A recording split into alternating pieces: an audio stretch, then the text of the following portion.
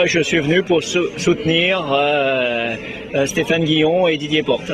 Que c'est les seuls qui osent dire vraiment ce qu'ils pensent, qui osent faire des critiques vraiment un peu constructives sur ce qui se passe. Oui, moi j'étais venu pour assister aux funérailles de l'impertinence sur France Inter. Donc Jean-Luc Hess, président de Radio France, a déclaré « Je considère que cette tranche d'humour, la nôtre donc, vous l'avez compris, est un échec. Elle a montré une grande misère intellectuelle. »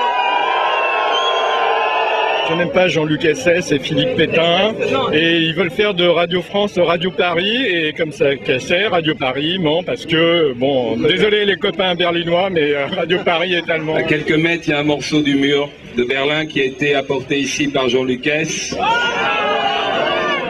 Ce mur souffrait à Berlin depuis quelque temps. Il avait la nostalgie du passé. Eh bien, il retrouve des couleurs depuis quelques semaines.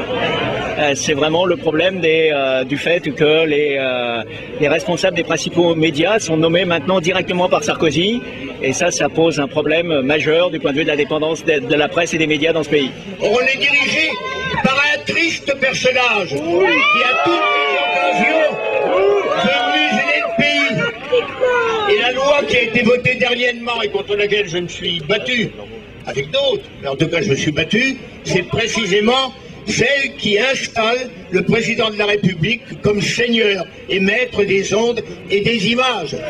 Or, la radio, c'est la liberté, et je suis venu ici vous annoncer la liberté, et vous chantez « J'encule, j'encule les sectes sataniques, les schizophrènes, les fanatiques, les homosexuels aiguines, et j'encule ma cousine, mais vive la liberté !»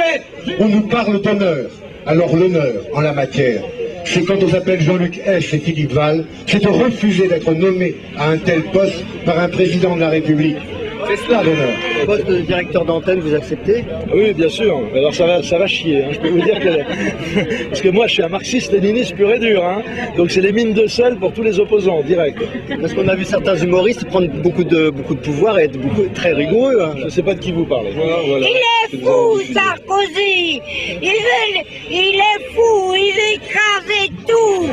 Écoutez la différence. C'est un licenciement sémantique, pas du tout politique. Le dernier papier sur Jean-Claude Sarkozy n'était pas vraiment un papier auto-censuré.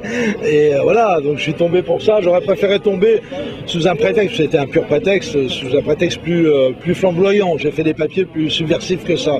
Sans garantie de liberté, de justice et de dignité, il n'y a de liberté, de justice et de dignité pour personne.